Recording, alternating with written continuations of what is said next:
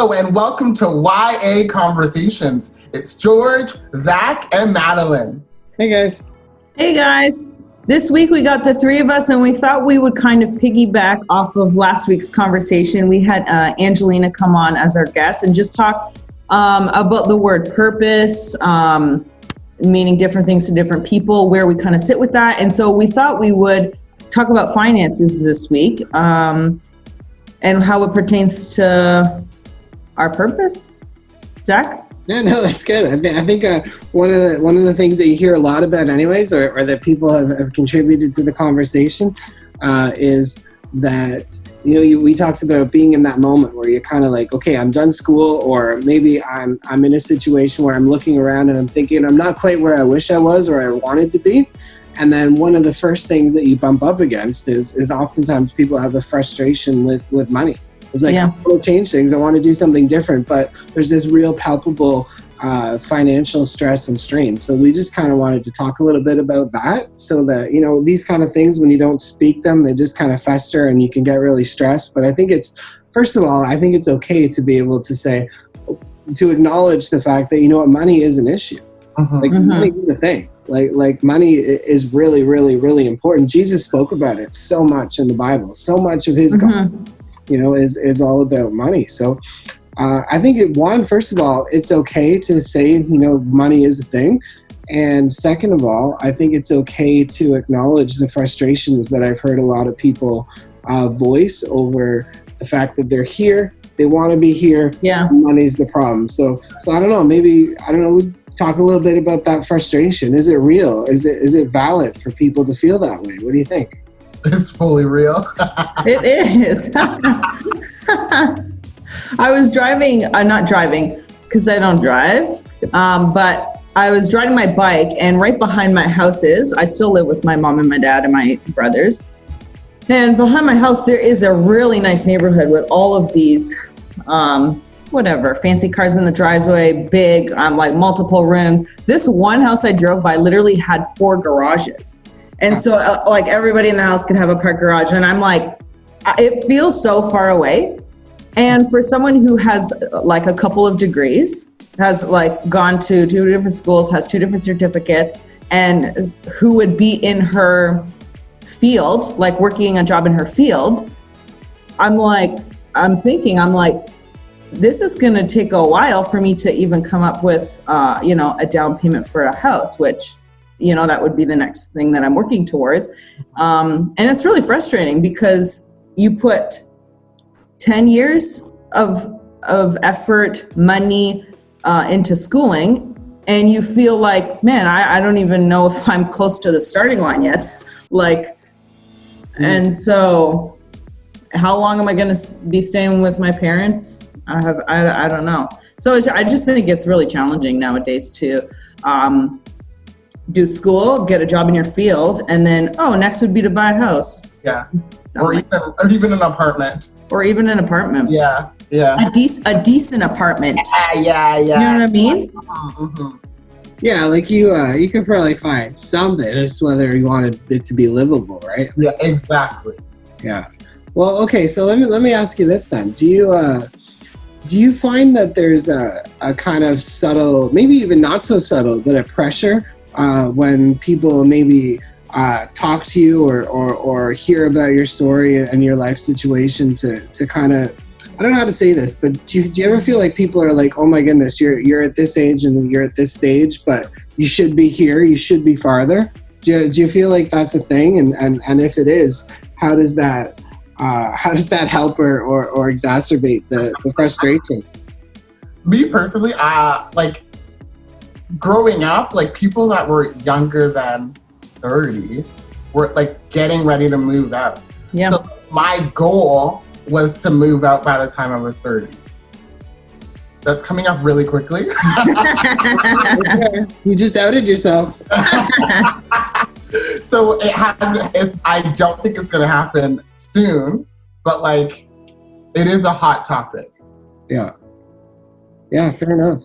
Yeah, and so then I'm running around my bike, and I'm like, oh, cool. So I'm not in a field that pays incredible, maybe let's say at the beginning or where I'm at right now. So then I'm debating, well, do I need to go back to school now and spend thousands of dollars on a second, third degree where the starting out, you can Google it, like, you know, like starting wages for, and then you can get the top things of, and so then is that where I go? Because I'm single, I have time. Maybe I should just jump the gun, get another degree where the starting wage is much higher, and then maybe I'll be able to afford a house on my own. You know what I mean? Yeah. And then it's kind of feels exhausting, right? To start again from the bottom and then have to work your way a couple more years, 4 years to get a degree in something that hopefully pays more, or I don't know.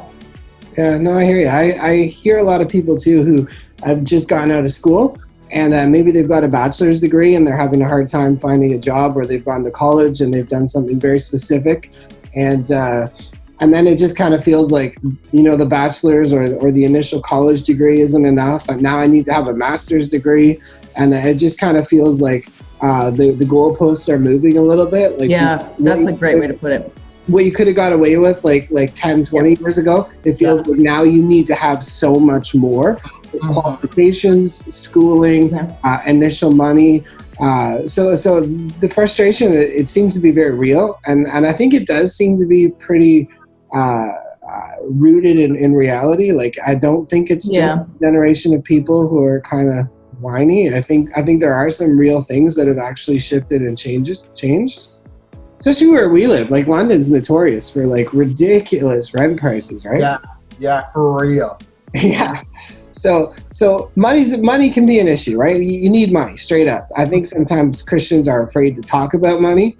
We're afraid to both. We're afraid to talk about money, and we're afraid to have an honest conversation about some of our frustrations. Mm-hmm.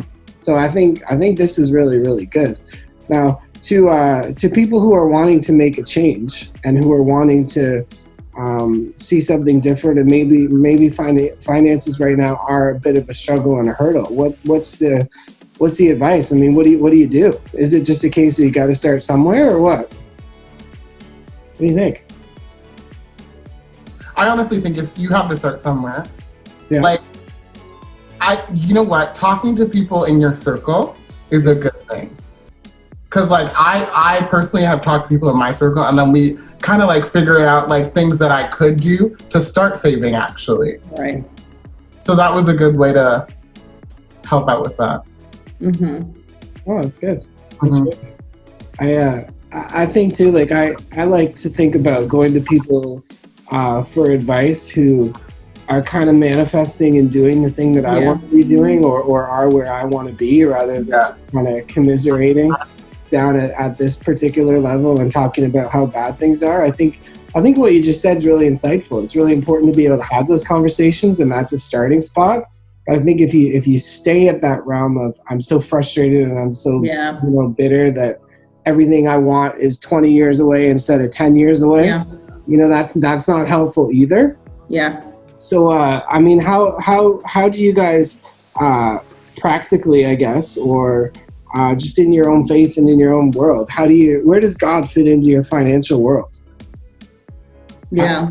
How does your relationship with him start to help you, empower you to move forward through some of these kind of dilemmas?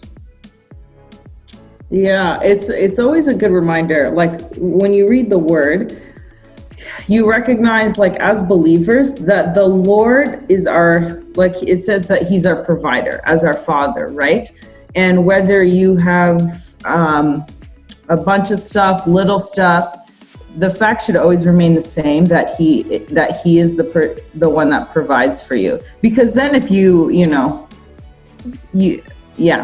So then going to the word and reminding myself, like, no, I always have more than enough.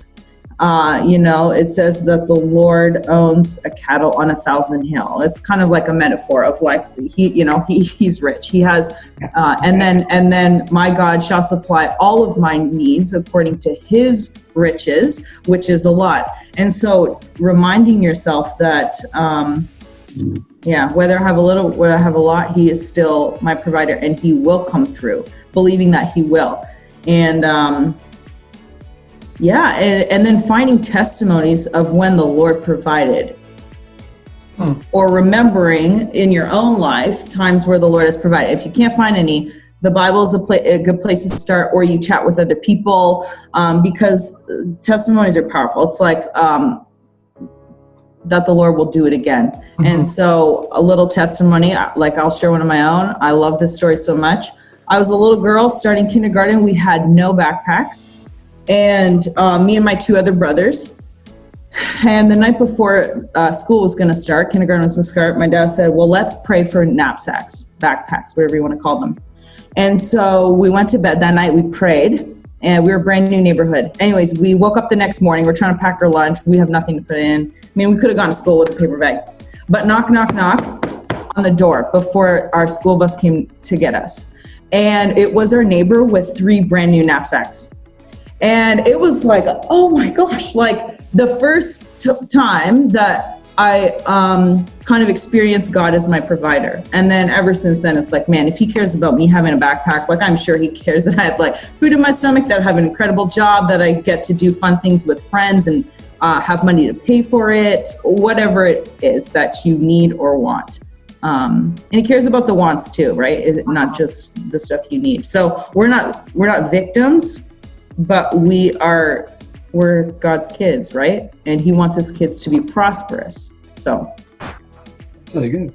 Well, you remember when God blessed you in the past, you hear other people's stories about how he's blessed you, you just kind of lean into the promises, and then you got to act. Like you just gotta live your life, step out and believe. Believe. Yeah. Like we're my wife and I are big believers that we can't outgive God, you know?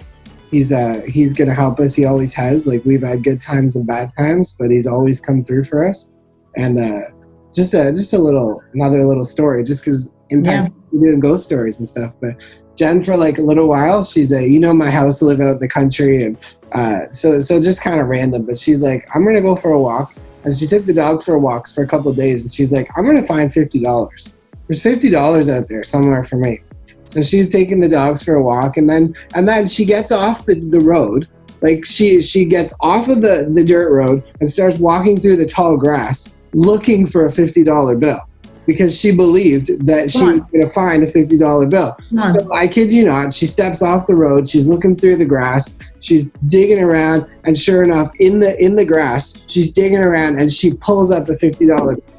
I was at home. I was playing video games with Grace, my daughter. She comes running in. She's so excited. I was like, man, you should have asked for like $1,000 or something like that. Yeah. $50 stuff. Yeah. But I just thought it was such an amazing picture because like she had faith. She had a promise from God. She had faith. She had a word. And then she actually did like something crazy. She actually got off the dirt road and went and dug around a little bit. And I was like, well, if you got such faith for a $50 bill, why not believe that it's just going to, flutter down and plop in front of you on the road where it's clearly visible? Why did you have to get off the beaten track and start messing around to find it if you believed you were going to get it? And I just thought it's just a beautiful picture of partnership with God. Like the promises are there. There's so many promises. You give and it'll be given back to you. Yeah. And all this stuff, but sometimes it does take a little bit of what we talked about last week. You kind of got to get going. Enough faith to step off the road and start poking around in the bushes a little bit if you're not where you think you need to be. I thought it was just a brilliant little testimony. Yeah. She was over the moon. She was so happy. That's incredible, eh? Like, well, ask for a brick of gold or something. But I thought that was really, really cool. And maybe this, this coming Friday, we can talk about, just the supernatural resources of God. We can talk about some very practical things in our Friday conversation about finances, but we can also talk about, I love how in the Bible it says that the Lord gives you the power to make wealth. There's something of the anointing. There's something of the blessing of God that makes you rich and adds no trouble to it. There's just so many exciting different avenues to talk about money. But I think it does start with being able to be honest and say, you know what, this is a thing. This is a frustration. The world's not what it used to be. And being courageous enough to kind of take those steps forward and to push off the criticism and the frustration, I guess, that it might feel like people are levying at I don't know, young adults these days. Yeah. Sounds like it'll be a good conversation on Friday. Yeah. And to hear other people's stories, right? Like, where are you at? And if you have testimonies too of like the Lord being your provider or like ideas, whatever it is surrounding finances, like I'd love to hear it. Right. And then the people that might be at the frustration part still, we want to be able to encourage you. But just to hear everyone's story. So yeah, bring your God providing stories, and let us know how it goes this Friday. That's when we're meeting, right, George? Yes, we are. We're meeting this Friday at 7 p.m. All right, perfect. And we'll email groups at impactlondon.ca or DM us or whatever, and we'll get Yeah. And bring your questions too. Like anything. Sure. All right, guys. Well, that sounds good to me. I'm excited. All right, we'll see you all Friday. See you guys.